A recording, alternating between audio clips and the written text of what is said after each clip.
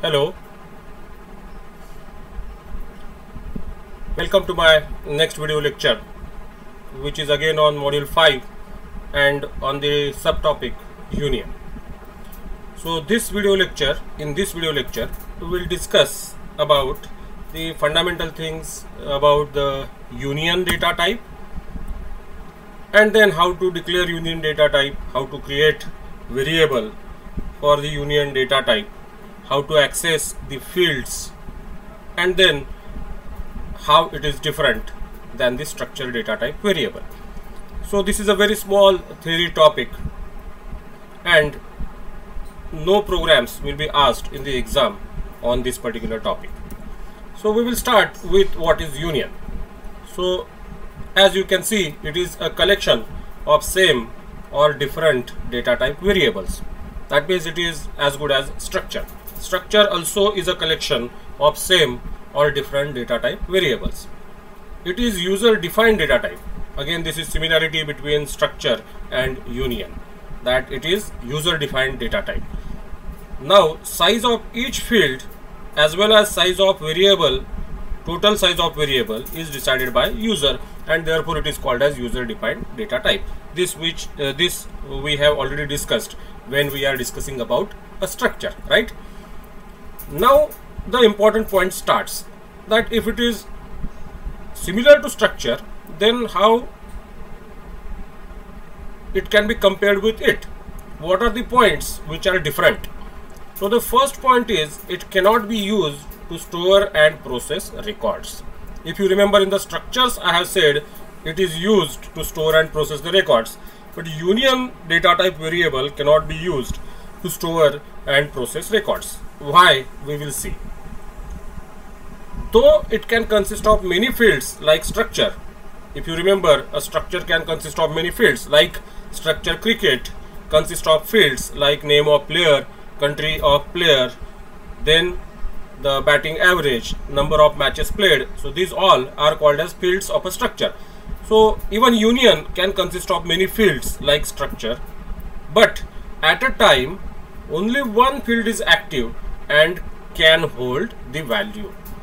That means if I assume that my union consists of 4 fields, then at a time I cannot keep values in all the 4 fields. At a time, out of that 4, only one will be active in which I can place the value. Let us see through example what is this.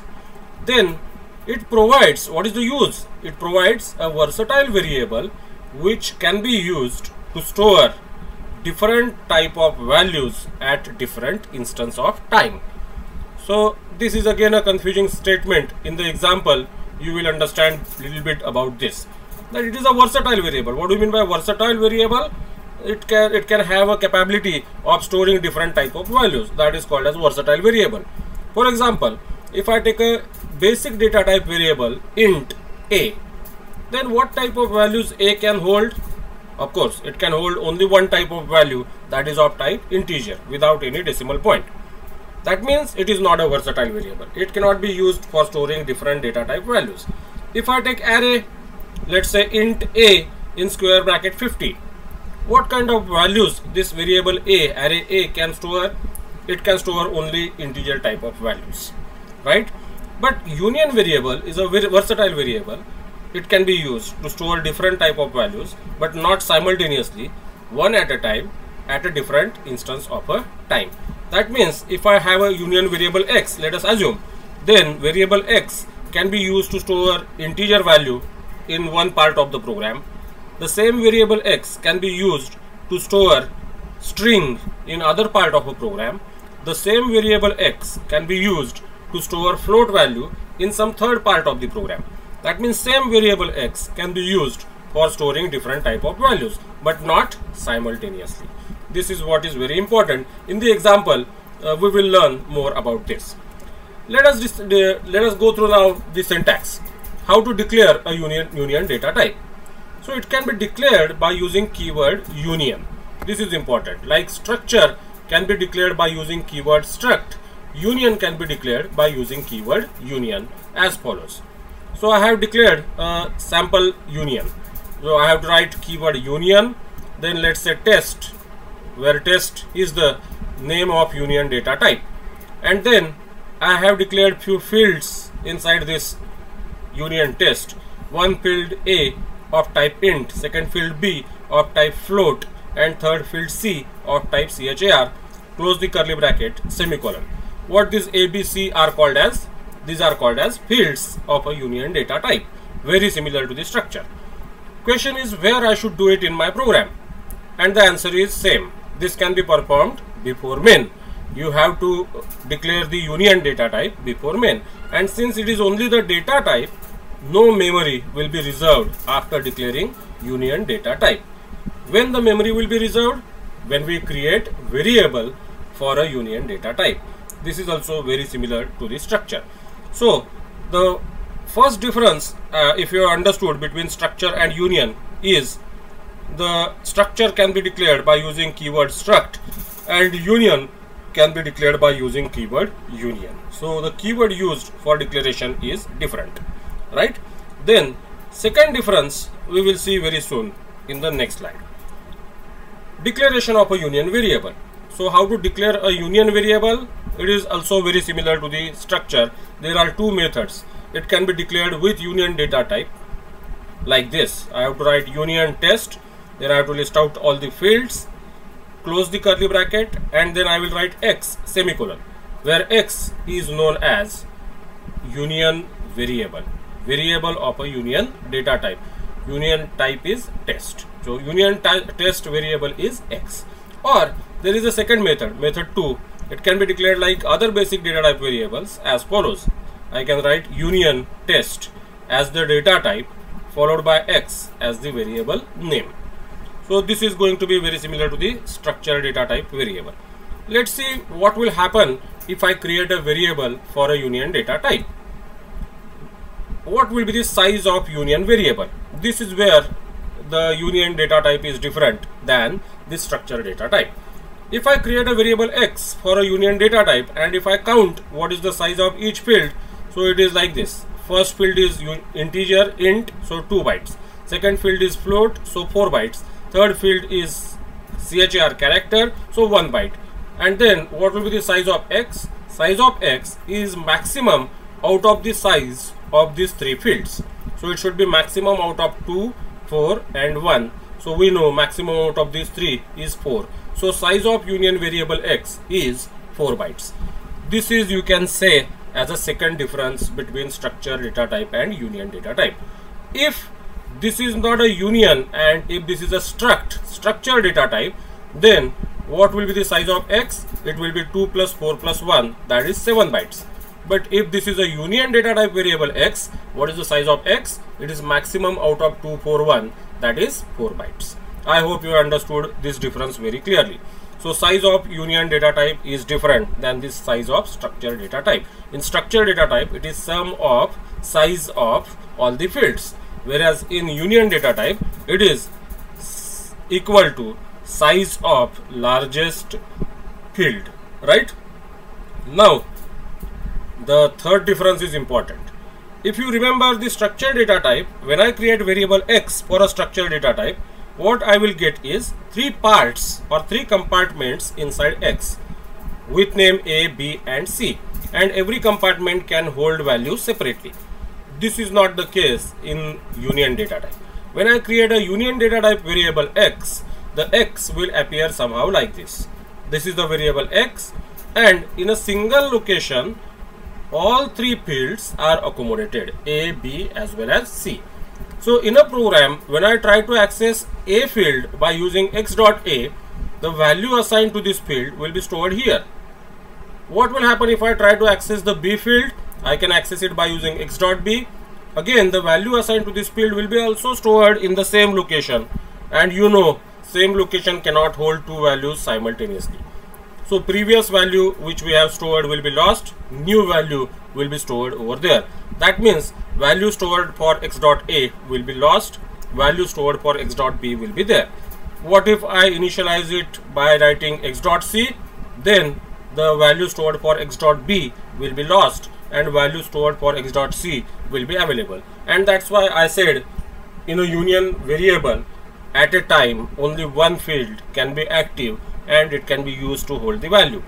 This is third difference. In a structure variable, all the fields are active and they can simultaneously store the values. Whereas in union data type variable, only one field will be active at a time and it can hold only one value. And therefore, the last difference is structure data type variable can be used to store records which consist of many values, but union data type cannot. Union data type variable cannot be used for storing a record. So I hope you have understood 4 points in the difference that I have told, and of course you can have a fifth point where you will give the example. Declaration of structure data type with a variable and declaration of union data type with the variable. You can also draw the diagram of the structure data type variable as well as diagram of the union data type variable. This completes the difference or comparison between structure data type and union data type.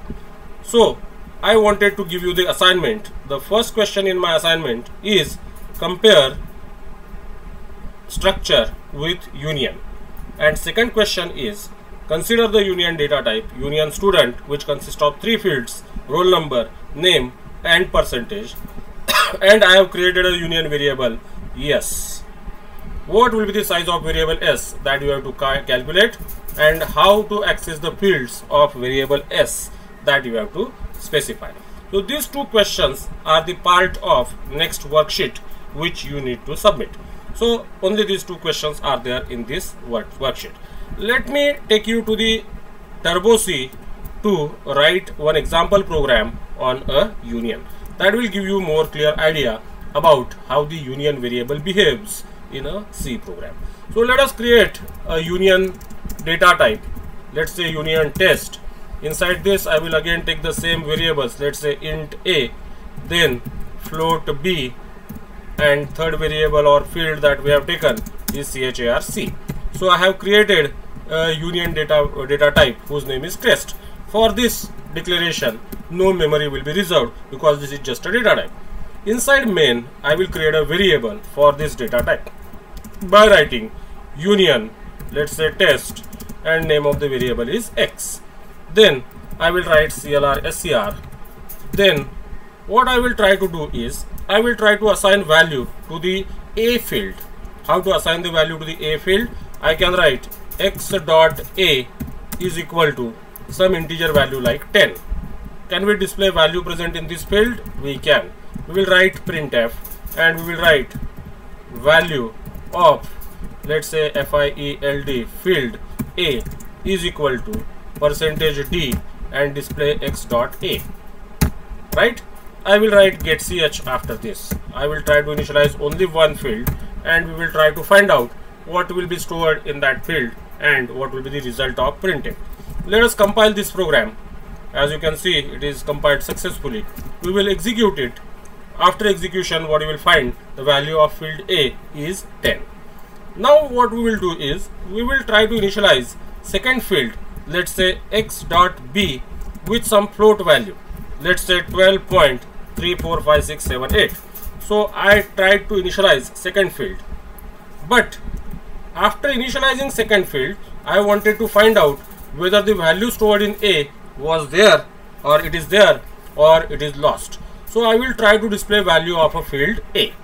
We will compile this program again and we will run this. This time you will see that value of field A is minus 30,746. That means value of field A is lost. Now can we display value of field B instead? Let's check.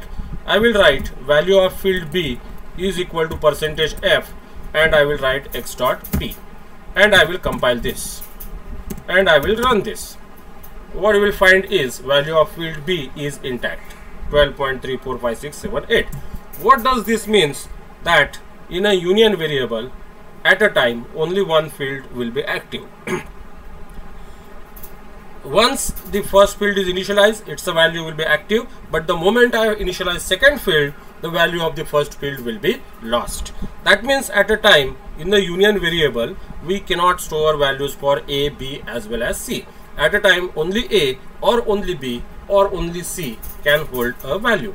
Therefore, it cannot be used for storing a record. But you can see variable X can be used for storing integer value at this point of time. Same variable X can be used for storing float value at this point of time. And let's try to store character value in the variable X by writing X.C is equal to, let's say, single quote Q single quote.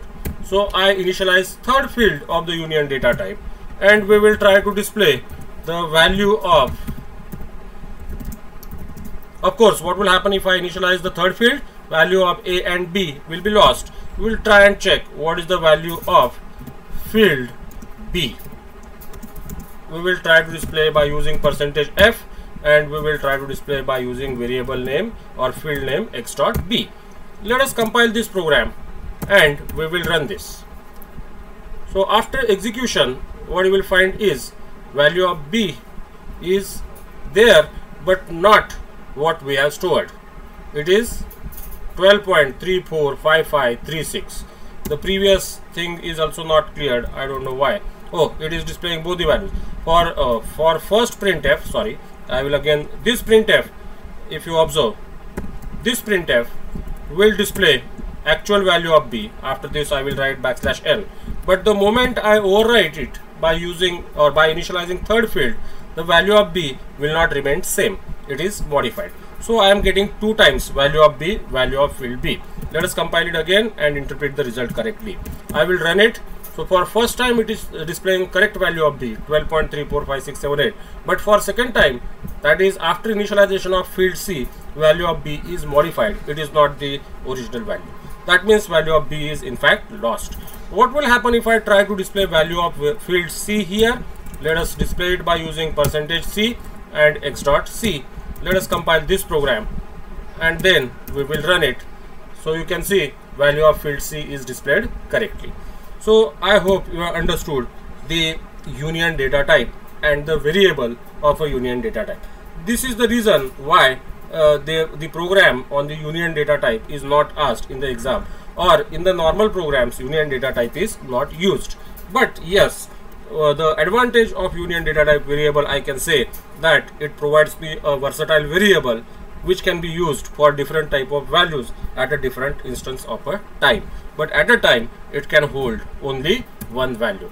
So that's all for this video session. Don't forget to like my videos and please subscribe the channel. Next video lecture will be on fundamentals of pointer. Pointer is a very important topic for the computer students, because in the next year, that is second year, third semester and fourth semester, they will have the subjects related to the data structure and analysis of algorithms, where you need to write or implement different data structures like linked list or stack or queue, where you need to exclusively make use of pointers. So understanding pointer concept is very, very important for you, and for that I am trying to prepare the videos, and that will be uploaded very soon on my YouTube channel. Thank you so much. Bye bye.